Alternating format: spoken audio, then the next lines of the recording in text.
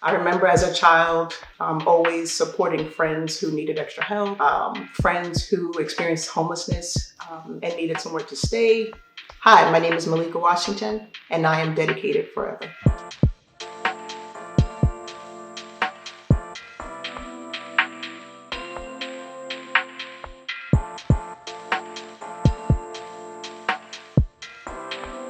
So I experienced quite a bit of hardship as a child.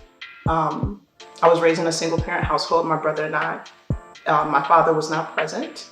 My mother struggled to do the best that she could. Maybe 12 and up, my family and I, we experienced many episodes of homelessness. So that can look like living with family members, that looked like living with friends, that looked like actually living in shelters. We experienced homelessness. And I remember as a teenager being so ashamed of that because I couldn't have friends come over. Where would they come?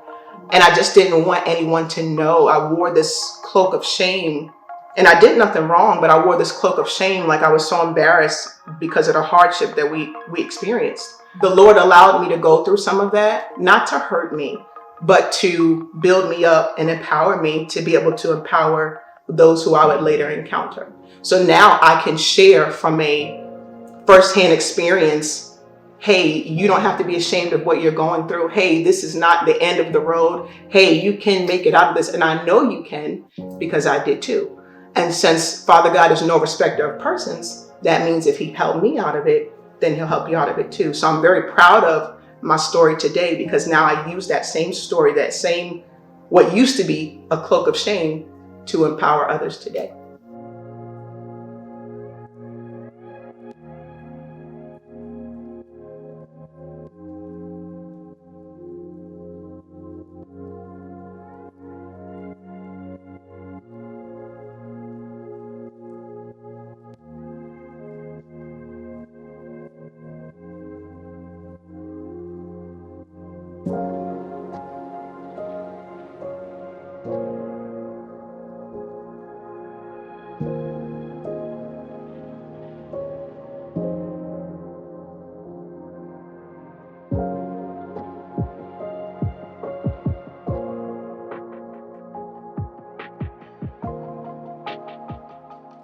So I wanted to take the experiences that I had and support others with that. Persons who are in crisis, who are experiencing any sort of hardship or sadness or discouragement. And there are tangible ways that that can be done. So one of the ways that we can help bear burdens is to listen empathetically. Find myself praying for those who I serve. I don't want to be naive and think that I am going to evoke some magical, wonderful change. I know who the change comes from. And so I try to incorporate the Lord in everything that I do, whether in front of that individual who I'm helping or behind the scenes. I've found in this field over the years that people respond to those who care. And they can tell the difference if we as helping professionals are treating the situation like a job or treating them just like another client. They can tell the difference. So I try to be as genuine as possible to let them know that I actually do care, that I am placing myself in their shoes. That's empathy. And then from there, I continue to show them, I demonstrate that in very tangible ways, that I like to support them.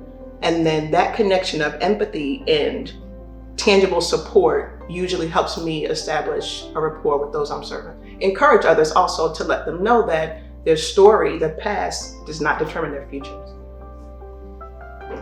Working for the people brings me back to one of my favorite scriptures, which is do everything to the glory of God.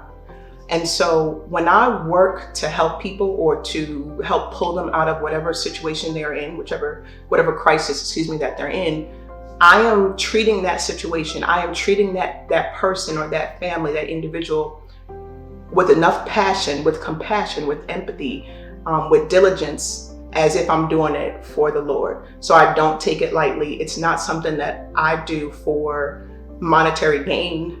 It's something that I love to do because that's the passion that he placed inside of me. That's what I believe is my quote unquote calling.